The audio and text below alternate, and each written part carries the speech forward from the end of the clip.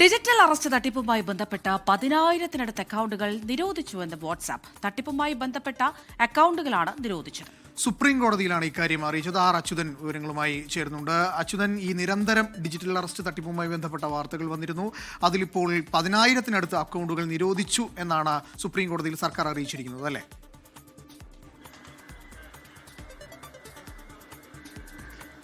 അനുപമൃത, ഈ digital arrest തട്ടിപ്പുമായി ബന്ധപ്പെട്ട് സുപ്രീം കോടതി സ്വമേധയാ സ്വീകരിച്ച കേസിലാണ് ഇന്ന് കേന്ദ്രം ഒരു സത്യവാങ്മൂലം നൽകിയത്. ആ സത്യവാങ്മൂലത്തിലാണ് വാട്സപ്പ് നൽകിയ മറുപടി ഇപ്പോൾ സുപ്രീം കോടതിയെ അറിയിച്ചിരിക്കുന്നത്. അതിൽ പറയുന്നത് ഏതാണ്ട് 9,400-ലധികം അക്കൗണ്ടുകൾ നിരോധിച്ചു എന്നാണ് വാട്സപ്പ് ഇന്ന് കോടതിയെ അറിയിച്ചിരിക്കുന്നത്. തട്ടിപ്പുമായി ബന്ധപ്പെട്ടിട്ടുള്ള അക്കൗണ്ടുകളാണ് നിരോധിച്ചിരിക്കുന്നത്. അതായത് സർക്കാർ ഏജൻസികളുമായി ചേർന്നുകൊണ്ട് തന്നെ നടത്തിയ വലിയൊരു എൻഫോഴ്സ്മെന്റ് നടത്തിയാണ് ഈ അക്കൗണ്ടുകൾ തിരിച്ചറിഞ്ഞതും അതിപ്പോൾ നിരോധിച്ചിരിക്കുന്നത് എന്നുമാണ് വാട്സപ്പ് അറിയിച്ചിരിക്കുന്നത്. മാത്രമല്ല, ഇത് കംബോഡിയ കേന്ദ്രീകരിച്ചായിരുന്നു പല അക്കൗണ്ടുകളും പ്രവർത്തിച്ചിരുന്നത് എന്ന കാര്യം കൂടി സുപ്രീം കോടതിയെ അറിയിച്ചിട്ടുണ്ട്. നേരത്തെ സർക്കാർ ഏജൻസികൾ കണ്ടെത്തിയതിൽ നിന്നും അധികമായി കൂടുതൽ ഈ പറഞ്ഞ 9,400-ലധികം അക്കൗണ്ടുകൾ കണ്ടെത്താനായി എന്നുള്ള കാര്യം കൂടി വാട്സപ്പ് കോടതിയെ അറിയിച്ചിട്ടുണ്ട്.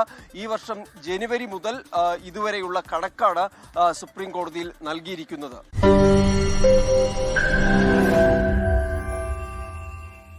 ലോകത്തെവിടെയായാലും ഏത് സമയത്തും 24 വാർത്തകളും ഓഗ്മെന്റഡ് റിയാലിറ്റി പാക്കേജുകളും എക്സ്പ്ലെയിനറുകളും വിശദമായി കാണാൻ ഞങ്ങളുടെ യൂട്യൂബ് ചാനൽ നിങ്ങൾക്ക് സബ്സ്ക്രൈബ് ചെയ്യാം.